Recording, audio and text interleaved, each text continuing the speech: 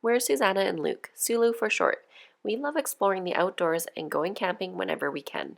2 years ago, we decided to build our own rooftop tent, and we are taking you along for the journey. We started by building a truck cap for our Ford F-150. Watch part 1 to 3 to see how we did it. After 1 season of using the cap and saving up our money to buy the supplies, we transformed it into a wedge-style rooftop tent. We'll show you what we did, but we're not professionals by any means, so this is not meant to be a tutorial.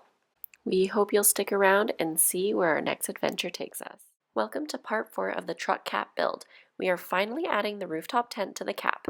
In part 3, we added a temporary roof panel so we could use the truck for a summer camping trip and save up money to start phase 2 of this project. So here we are, 1 year later to finish it off.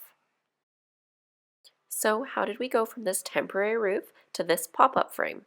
Let me show you.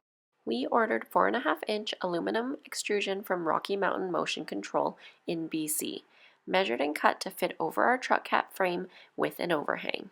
Explain your bed frame to me.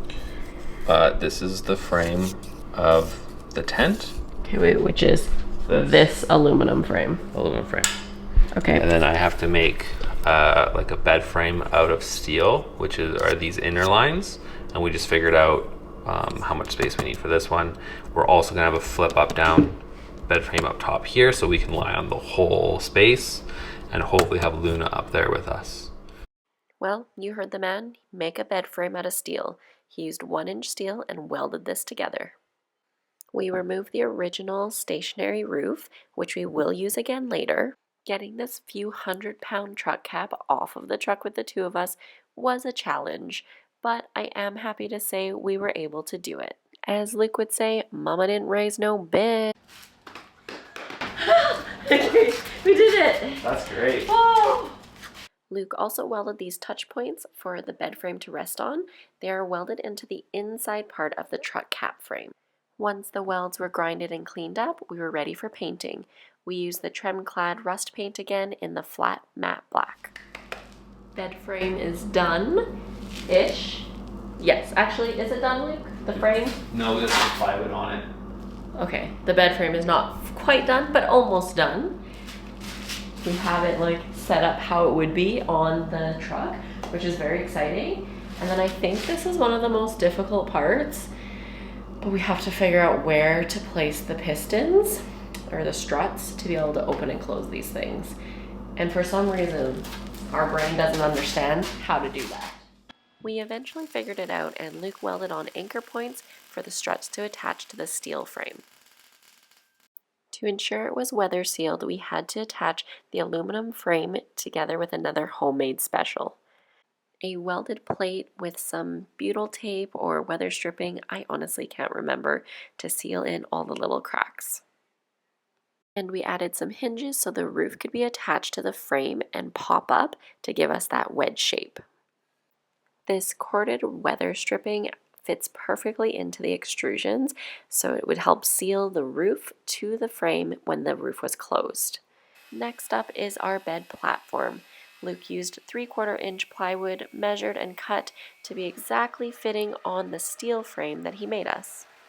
To improve airflow and prevent condensation buildup, we drilled these 2-inch holes throughout the platform. We sanded everything down so it was nice and smooth and sealed it in with a polyurethane coating. Honestly, this was probably the easiest part of this entire project. Working with wood is so much easier than any metals. The cap was way too heavy for me and Luke to lift it back onto the truck, so we did ask for some family to help out.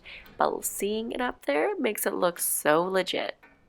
Once we had the cap back onto the box, we had to tighten things up, and don't forget we do have to anchor it back to the box. Go back to part 3 if you were wondering how we did that.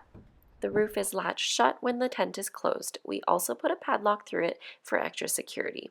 You'll also see those dangling straps, which we quickly realized were a necessity in order to reach the roof and close it. Our bed frame is also on struts, which allows easy access to the entire truck cap for loading, unloading, or during rainy days. Being able to fully stand up in here is such a luxury. Time to get the bed frame up there. Just adding a little bit of weather stripping to cushion our box spring. Yeah, hopefully this will stop some of the squeaking between the metal and the wood. Hopefully.